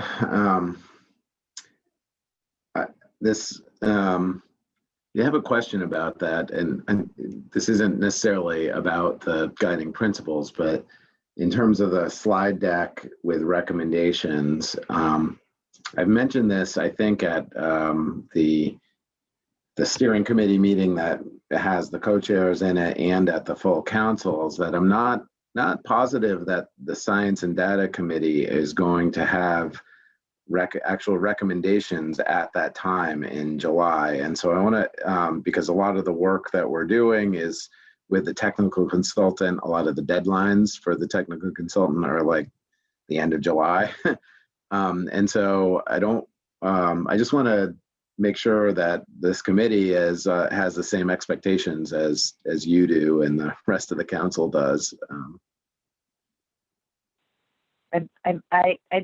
I almost said that those slide decks are specifically for rural resilience, cross-sector, and ag ecosystems, but I didn't want you guys to feel like you were left out. But yeah, I agree with you around the timing. And then, you know, there might be roles or additional information that's contributed into those presentations that's informed by the work that's already happening in science data now. Probably, and I think we'll want to speak to the work of science and data, like especially when cross-sector is out there presenting, they can be talking about the role of working with science and data and the technical analysis contract in supporting and lifting up their recommendations. So I think there'll be a way to sort of, you know, inform, or I'm not quite sure what that looks like yet, but we'll think about it. But no, I don't suspect you'd have your own standalone presentation or work. But actually, speaking back to Leslie Ann and Jay's work earlier, I keep hearing over and over from our communication consultants that, you know, really what the public engagement, not necessarily the stakeholder engagement, but the public engagement is all about telling a compelling story about why they should care and why we need to, you know, implement mitigation strategies. And it's not really about driving the EV if you can't link it to the impacts that they're seeing in and around them already. And so I feel strongly that, there'll probably be a role for critiquing and considering the outreach and engagement materials that we're using, and that will have a scientific underpinning and likely speak to some of the work we spoke about earlier today. I think that's great, Jane. And if there's any point that, Jay and I could actually maybe attend some of these and bring some of the science information that is in play right now, I know I'd be happy to do that. I'm not going to speak for Jay, but it's some of the things that one of his colleagues, Dr. Janelle Hanrahan, and I have done, with Steve's group and a couple other groups in the last 6 weeks. So if it's helpful to bring some of that as part of the whatever the dialogue is, I mean, I would be happy to do so. And Jay, I'll let you speak for yourself. Yep, as I can be available, I would love to talk about my extreme weather climate connection relationship hat.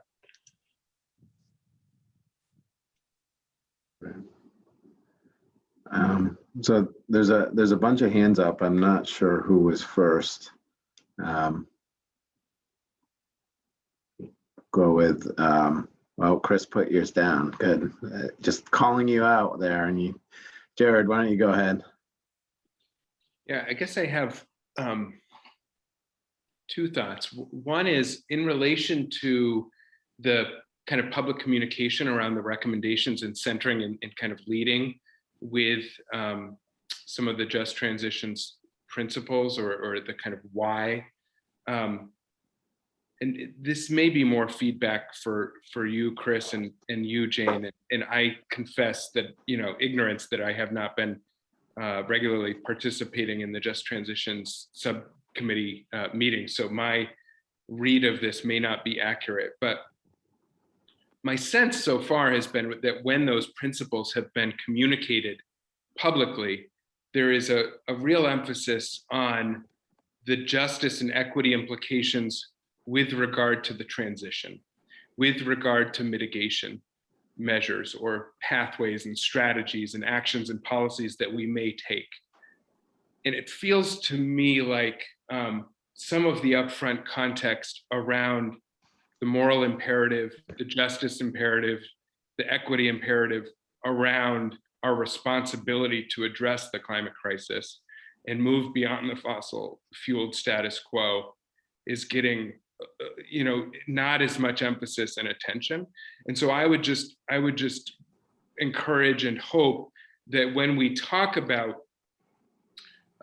justice and equity issues, we recognize upfront the moral imperative of meeting our responsibility with the climate crisis and moving beyond fossil fuels, number one, and number two, that there is a lot of injustice and inequity baked into the status quo, and therefore, and we need to rectify that, and therefore the lens and the response that we take shouldn't just be focused on, okay, what are the proposed pathways and strategies? I think so that's a long way of saying, I hope that we're consistent in talking and using a justice and equity framework, not just about what should be done, but around why it needs to be done, given the climate crisis and the problems of the status quo. Jared, the principles actually start with where you just started. The whole point is to actually begin with the damage already done. And that's why part of the principles actually address reconciliation, remediation, yeah. So that's actually where they start. And if you look at, and Jane can speak to this, even if you look at how the public outreach is beginning with the focus groups, that's one of the reasons why the goal is to go to those frontline communities, start those conversations with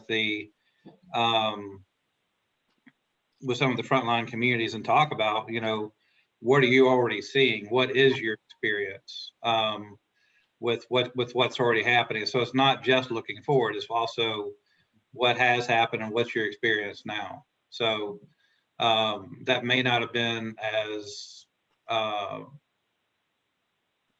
have to go back and look at how the principles are written or the preamble, but that's definitely, we're starting with where things are now. Is that fair to say, Jane? Yes, in speaking to the current public engagement, and I was going to cede my time and put it in the chat, but I just wanted to commend Jared for bringing this up, and I also wanted to commend you for my own understanding, because last week the sort of light bulb went off for me around this communication component, and it was actually at the EAN Pathways luncheon that I went to and heard you speak. And I do think you're right that we often speak about like the impact from the transition itself, and not the impact from inaction, right? And like the fact that by not doing something, there's a moral, a lack of moral clarity and moral responsibility there. And you did a good job of sort of framing that in when you were presenting the EAN work last week. And it was really a light bulb for me about communication. So I appreciate that being brought up again. And yet we'll think about, and it is there in the guiding principles, but you're right, we don't focus on it enough in our public facing communication about it. So, and we should, because it's really what focuses people. I think part of the issue there, I think part of the reason is it's interesting the way it's been when it's been presented. You're right. I think it's been given not enough emphasis, but certainly with, if you were to go back and look at the recordings of the subcommittee meetings, it's a lot. It may even be a bit more of a preponderance of what we've discussed about how do you, going forward, how do you address the past and current inequities. So, but glad you brought it up. I'll bring that back to the subcommittee too, about needing to make that more clear about the danger, the burdens that the status quo present.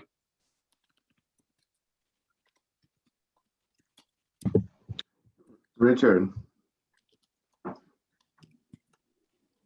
Yeah, I'm picking up on the thread about communication rather than the thread about just transitions. So I'm going to be really brief. One of the barriers that I see to clear communication about the need to act on climate change is that there's not a widespread appreciation of the latent periods between when you put greenhouse gases in the air and when they have their effect, which has been the range, 20 years or more. So there's a common sense that, well, if things get really bad with the climate, then we'll act. If we start noticing that there's a problem with the way we live or with the comfort of our lives, that'll be the time to act. And you're 20 years too late when you do that. And so the analogy that I've thought of is that it's like waiting until you develop a diagnosis of lung cancer and saying, well, then I'll stop smoking once I get the lung cancer. It's the exact same argument. And a real challenge, the challenge that is revealed by that comparison is that it's really hard to get people to take preventive action now to prevent something bad 20 years in the future. It's just really hard. And so that's whatever we do in communications has got to deal with that barrier.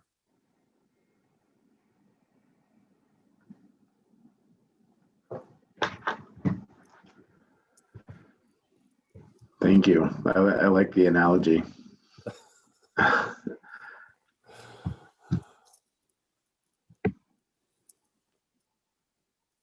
So with that, I think we can move from that agenda item on the guiding principles and just keep those in mind and feedback to Chris and or Claire if you have any written feedback, and we'll check back in on this.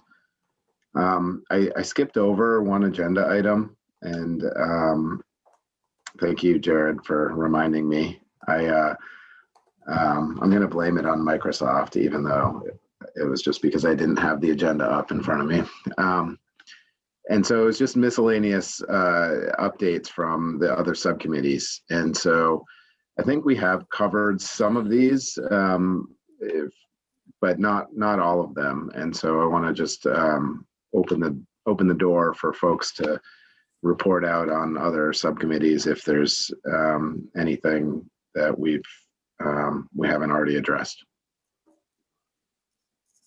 I'll just quickly up from cross-sector mitigation, which is meeting tomorrow from 11 to 2, that if folks are interested, one of the main parts of that agenda will be the report out from the task groups related to the building thermal sector and also the kind of electricity or power sector in terms of their initial,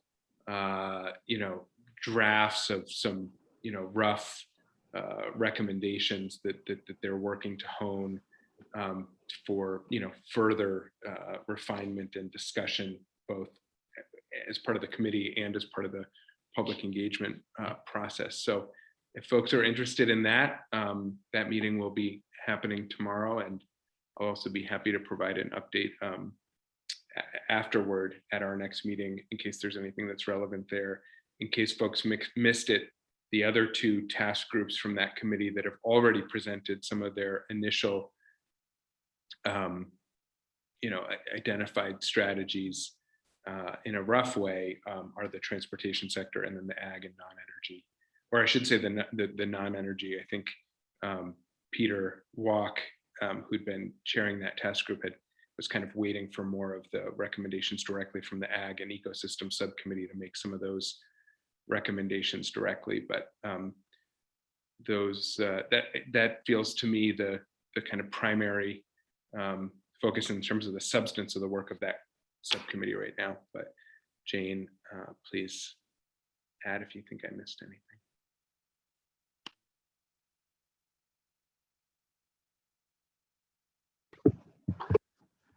Thanks, Jared. So I think, Jay, you mentioned that Rural Resilience hasn't met, but you've been in contact with them. I don't know if there's anything else you wanted to add there. No, I owe Jens a conversation. So yeah, I think we hit that pretty good today. Yeah. Great, thank you. I think we've also hit just transitions pretty well, and then it's the ag and ecosystems, which I don't know that we have I don't recall if we have a liaison for ag and ecosystems specifically. But to that end, I think one of the overlaps is the carbon budget and we covered that Brian will be meeting with, or hopefully Brian, but they're meeting with the consultant this week as well. I will note there was some feedback, at least I think Ali Kasiba is staffing a state staffer on that committee, and we specifically asked her about the assumption in the LEAP model that was shown where it was just a trend line for the amount of carbon sequestration that is happening and projected to happen, and it's reducing. And we got feedback, at least on the state level, and to the extent that she's touching base with the committee, I'm not sure, but that seems reasonable under a business as usual, given kind of the land use changes that we've been seeing over the last, I guess, couple of decades anyway. And so there is some of that. I said that as a way to kind of say there is some of that interaction on the modeling happening as well. I was just going to let you all know, sort of pertaining also to ag and ecosystems, like Jared did on Friday of this week, that in addition to being joined by Dr. Jillian Galford from UVM on the climate assessment work that relates to that subcommittee, they'll also have a presentation from the group that's focused specifically on the agricultural emissions reductions strategies that is feeding into cross-sector. So that'll be a very focused and targeted conversation around agriculture. Great, thanks, Jade. Richard, did you want to chime in? Or no, old hand. The only other thing I was going to mention also is, I think I've mentioned these in the past, but This is a energy plan related, so not it's kind of a stretch from the agenda item, but I'm going to use my prerogative to say it now, is that the department has been holding regional forums, is what we've been calling them, with regional planning commissions and municipalities in 4 different areas of the state. We've kind of combined a few RPCs for each one, and where you may remember we have a requirement in the energy plan, thanks to it was Act 174 of 2016, I think, to provide guidelines and standards for enhanced energy planning for regions and municipalities, where they put their town plans together. Then those plans can receive some deference in varying levels depending on the plan and if it has been approved, but in the citing process, so energy citing process. And so we've had 3 of those forums so far. We have 1 more remaining on Monday. The recordings are posted on the department's website. And really what we've heard is kind of we've gotten presentations from the RPCs on what they've been doing, what their energy plans contain, and what specifically, and one of the things we've asked is, what are the implementation challenges you've seen on the more local government level? And had some really, really good discussions and really interesting discussions. And some of them, come back to the data availability so that they can plan going forward. And so I just kind of wanted to throw that in there because there was some overlap. And if folks are interested, they could check out the Department of Public Service Energy Plan website, and you'll see links there. And I'm happy to answer any questions, or Claire is very involved in those as well and can answer questions too.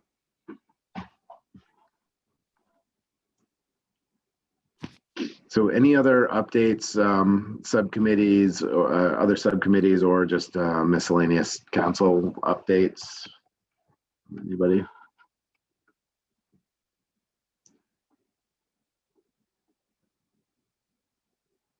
Okay, hearing none, I want to open the floor back up for public comment.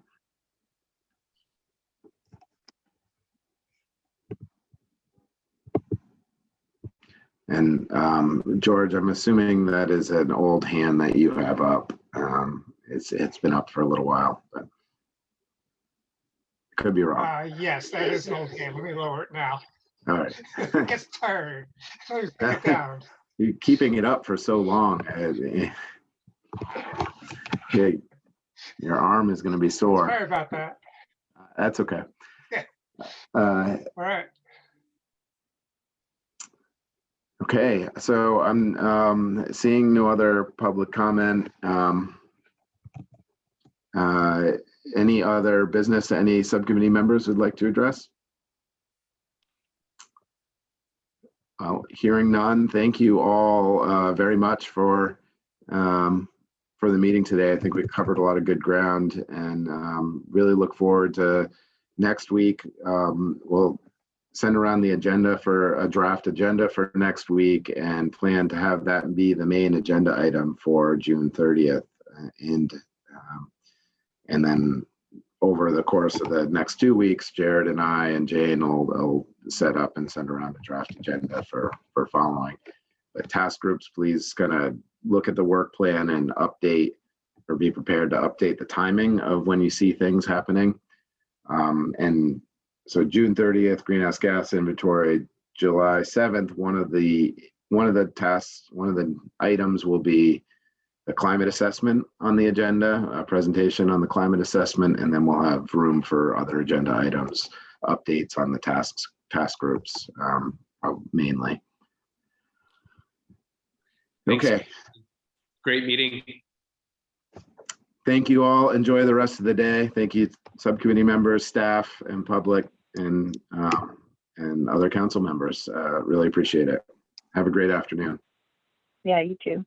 Bye, everyone.